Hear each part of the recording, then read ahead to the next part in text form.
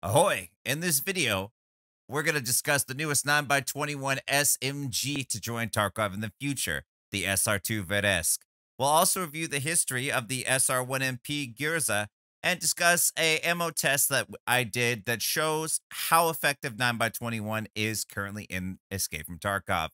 Buckle up, we're sailing in. First off, I want to say that the only confirmation that the SR2 Vedesk is going to be in the game is this screenshot that Nikita posted on his Twitter. It shows the stock that is pretty, it's pretty unmistakable for the SR2, and have a look yourself and see. It makes sense that we see the SR2MP in the game because the SR1MP is already in the game, and the SR1MP is the 9x21 pistol brethren of the SR2MP. This is great because the only gun in the game right now that even uses 9x21 is the SRMP. So what is the SR2? The SR2 Vedesk, literally the word Vedesk translates to heather in English, which is a flower that grows in Russia. There are two flavors of the SR2. There was the early prototype model, the SR2 that had just the gun itself with no foregrip. There's the modern SR2, which comes with the foregrip that looks like the MP5K. And then there's the SR2MP, which is the tactical version with Picatinny reels and the ability to add a suppressor on it. The SR2 was created around the mid-1990s. It was created alongside the 9x21 round with the purpose to penetrate body armor at distances. In this case, the SR2 was a subcompact form, something that Russian Defense Ministry was looking to create at the time. The Vedesk has a difference from most SMGs in that it has a gas-operated action with rotating bolt, which it borrowed from the SR3, a compact rifle. There is a safety switch on the right and a firing mode selector on the left. I mean, take a look at the Vedesk. Doesn't it look like an Uzi SMG with the way that the magazine goes inside of the pistol grip? This bad boy takes either 20 or 30 round magazines, which with a 900 RPM firing rate, it's going to fire about as fast as a Keter. So you're going to chew straight through those rounds. Now, while the SR2 Vedesk was being developed, the SR1 Vector was also being developed. Let's talk a little bit about the history of it as well, since it's already in the game. The SR1 Vector, also known as the Gyrza or the SPS, is a Russian semi-auto pistol named after a venomous pit viper. Originally, the SR1 was supposed to replace the Makarov, but this got derailed in favor of weapons that use the more traditional 9x19 platform. Law enforcement retained the use of the Gyrza, and eventually even the FSB service took it up.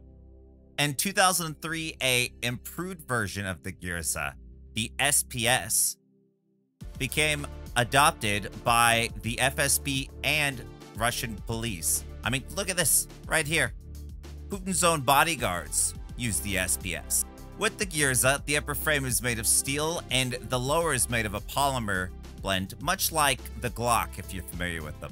This pistol features a double action trigger with a safety built into the back of the grip and one on the trigger. You literally have to depress the safety with your palm. It's a neat feature that you'll see on some 1911s and other guns. The Gyrza has a double stack magazine that holds 18 rounds. A Picatinny type rail can be fitted, used to mount flashlights, lasers, and suppressors. So let's discuss how 9x21 performs in Escape from Tarkov. SP13, the armor-piercing round that is based off the SP10 round, has the highest penetration with a pen value of 39 and -4 recoil.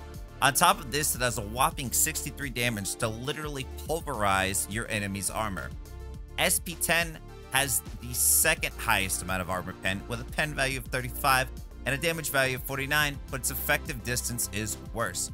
SP11 and SP12 are the weaker of the two, with a measly 18 and 15 pen value, their strength being the higher fragmentation chance of 30 and 35% respectively. Alright, now let's move on to the armor testing. The two that you really want to concern yourself with are the SP12 and SP13 as far as performance in game. because they are going to have the ability to penetrate armor and any realistic capability. For the first test, we'll test level 3 armor against 9x21 PSGZH AP bullet.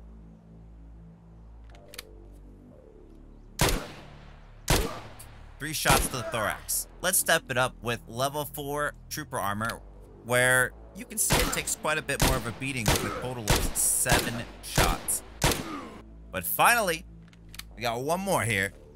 Let's test it against level 5 armor. Interesting. Why do you think this is? Let me know in the comment section below. So, if you recall, SP13 was built off of SP10, but improved and tracer capabilities added to the round. Let's see how it does against level 3 Karasa. Slices through it like butter. Next up, level 4 Trooper. 1. And 6 shots. Not surprising, on par performance with SP10. Alright, I got one more for you. And that's against level 5 armor. And what do we conclude? 5 shots. So, I think we can say that 9x21 is pretty powerful. But the biggest reason why the SR2M Vedesk will be effective is it takes the power of this cartridge and applies the 900 RPM factor. Means you're going to be spitting fire at your enemies. Think about it. It's the same speed as a Keter. And we all know that Keter Chads are a real thing. Lurking behind the shadows, waiting for you to come around that corner so they can just let your legs have it. Will it be the next min-max weapon? I think that probably, yeah. Time will tell, but knowing battle state, we'll probably see the ammo get pulled off the flea market. Anyways, that's my write-up. Hope you enjoyed. If you did, please remember to like and subscribe to the channel, and I'll see you on the next video.